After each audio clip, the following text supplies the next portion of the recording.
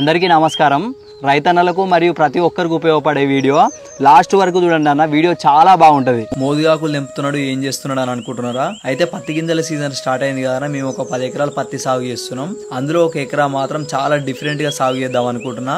గిట్లా మోదుగాకులు తెచ్చి యాప పుల్లలతో డొప్పలు కుట్టుకుంటా అందులో మట్టి నింపుకుంటా పత్తి గింజలు పెడుతున్నాం అన్న. అంటే సేమ్ నర్సరీ లెక్క. నర్సరీ వాళ్ళేమో ప్లాస్టిక్ కవర్లు ట్రేలలో పెడతారు, మనం మాత్రం మోదుగాకులు వాటిని డొప్పలు కుట్టుకుంటా న్యాచురల్ గా పెడుతున్నాం. ఒక వారం కింద 30 గింజలు పెట్టినా మంచి రిజల్ట్ వచ్చింది.